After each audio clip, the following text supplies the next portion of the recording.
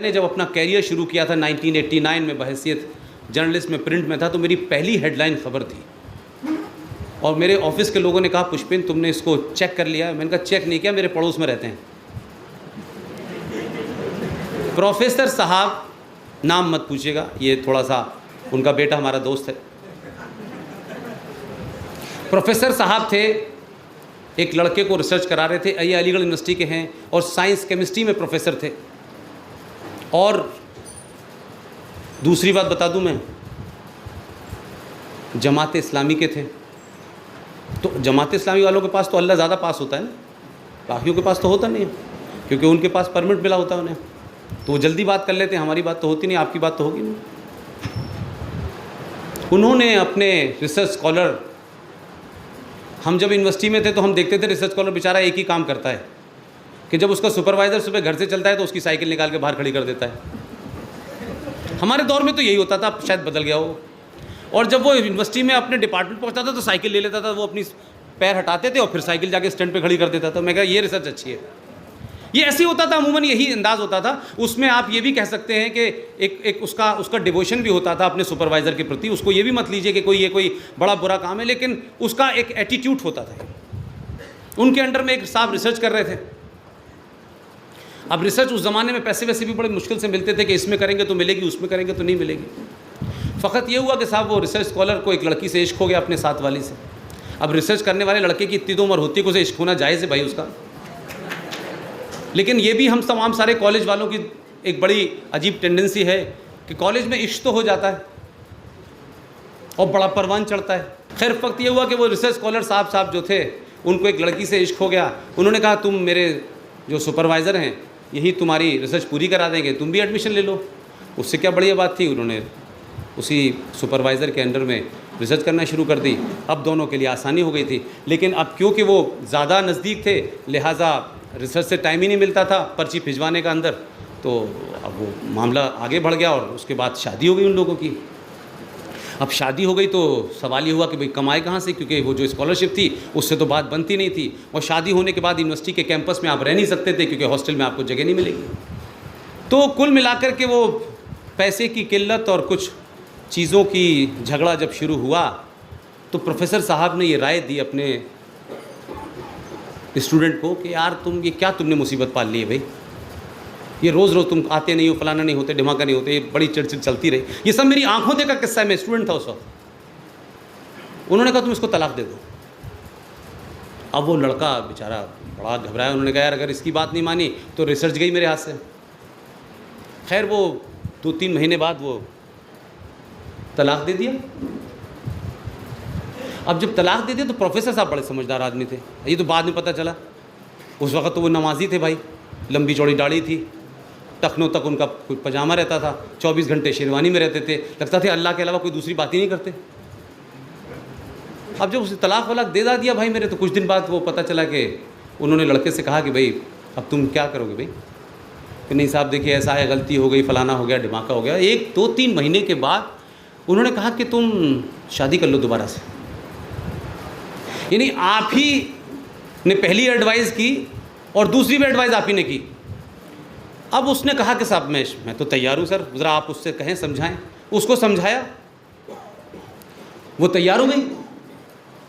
जब वो तैयार हो गई तो कुरान शरीफ बीच में आ गया। उन्होंने कहा इसमें तो लिखा है कि लड़की अगर तलाक देगी या दोनों के बीच में तलाक हो जाएगा तो उसके बाद अगर दोनों रजामंद हों और दोबारा से शादी करना चाहें तो इस्लाम ये कहता है कि इस लड़की को किसी गैर मर्द से शादी करनी होगी और फिर उसके साथ वो रहेगी और उस मर्जी से रहेगी कि वो जिससे शादी की है वो उसे 1 हफ्ते में छोड़े, 6 महीने में छोड़े, 6 साल में छोड़े। तो भाई ये तरीक़ा है, उसके साथ उसको शादी। तो अब इन्होंने कहा क्या शॉर्टकट तरीक़ा है, इससे बदनामी ना हो। तो केमिस्ट्री के प्रोफेसर बड़े समझदार थे, बोले ऐसा है घर की बात घर में रहेगी, मैं शादी कर लेता हूँ। नहीं अभी तो क्लाइमेक्स आई नहीं। No is a real time story, it's not film निकाह। ये निकाह फिल्म नहीं है। उन्होंने शादी कर ली। अब वो लड़का के छोड़ दो इसको, बोले नहीं छोड़ूंगा। आप यकीन मानिए वो लड़का अलीगढ़ में है, हमारे दोस्त बताते हैं पुष्पेन कभी पत्तों को गिनता है, कभी दीवार को गिनता है, पागल हो गया। और उन साहब ने उस लड़की से शादी करके उसे लीगल तलाक नहीं दिया तो वो बेचारी कहीं जा नहीं सकती। दोनों बीवियां उनकी, एक गुजर गई, अब दूसरी है और वो वहीं रह रहे हैं। ये पढ़े लिखे मुसलमान के बारे में बता रहा हूँ जो प्रोफेसर था यूनिवर्सिटी का। तो मेरा कहना ये है कि आप बहस करें, खूब जम के करें। अगर इस देश में रामायण सीरियल का स्क्रिप्ट राही मासूम रज़ा लिख सकते हैं और रामायण को और महाभारत को घर घर पहुंचाकर एक मैं भी उसी का मारा हुआ हूँ।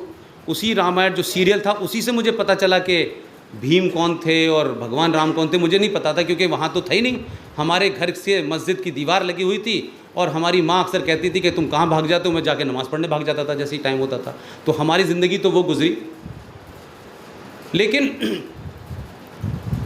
कुल मिलाकर के जो बात मैं कहना चाहता हूँ कि आप डिबेट करें, लेकिन ये नहीं हो सकता कि हनुमान जी भी पर्वत कहाँ से लाए थे। यार क्या बकवास कर रहे हो यार, इसको ऐसे होता है कोई एक बंदर पर्वत उठा के ले आएगा। ये तो लोग बड़ी सफाई से कहते हैं। लेकिन ये नहीं पूछा किसी ने कि अतातुर पहाड़ी पे मूसा क्या करने जाते थे। वो कहते थे मैं अल्लाह मियाँ से बात करने जा रहा हूँ। अल्लाह मियाँ से बात करने के लिए हज़रत मूसा अतातुर पहाड़ी पे जाते थे और वापस आते थे। मेरे इस्लामिक स्टडीज़ के प्रोफेसर एमेरिटस अभी जीवित हैं, मैं उनसे पढ़ के आया हूँ। उन्होंने कहा पुष्पेन, मूसा ने कहा कि 280 बार नमाज का हुक्म हुआ है। वो आए अपनी रियासत में आके बताने लगे कि अल्लाह ने फरमाया कि 280 बार नमाज़ पढ़नी है। तो लोगों ने कहा कि कैसे पढ़ेंगे, अगर हम सुबह नमाज में चले गए तो 280 बार का मतलब है हम उठ ही नहीं पाएंगे, सजदे में ही रहेंगे हम। तो उनका अल्लाह से सिफारिश कीजिए कुछ कम कर दें। तो फिर मूसा जाते थे। तो अब अगर मैं उसको ह्यूमर में ये कह दूं कि उस वक्त भी मूसा साहब बगैर मोबाइल के बात कर रहे थे। अब मूसा साहब बात कर रहे थे, मूसा साहब अपनी आके कहानी सुना देते थे और फिर कहा करते करते वो 5 वक्त की नमाज रह गई।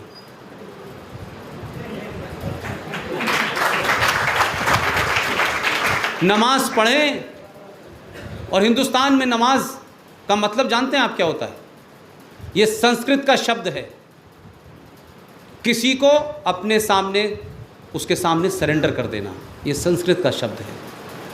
पूरे इस्लामिक वर्ल्ड में नमाज को सलाह कहते हैं। I am right? यस। लेकिन हिंदुस्तान के मुसलमानों को इस देश की संस्कृति में शक्कर और चीनी की तरह घोलने के बाद भी जब लोग ये कहते हैं कि अब 7 नहीं हम 17 करोड़ हो गए, अब अलग मुल्क बन जाना चाहिए, तो इस हिंदुस्तान के हिंदुओं को गुस्सा आना चाहिए, नहीं आना चाहिए? इस गुस्से का कोई इलाज है कि नहीं है? और आतंकवाद के बारे में 2 लाइन कह के अपनी बात समाप्त करता हूँ कि पूरी दुनिया में जहाँ भी आतंकवाद हो रहा है, जहाँ भी हो रहा है, मेजॉरिटी आतंकवाद सक्सेसफुल होता है, माइनॉरिटी आतंकवाद सक्सेसफुल नहीं होता। अगर पंजाब में आतंकवाद सक्सेसफुल हुआ था इसलिए कि वहाँ मेजॉरिटी सिखों की थी।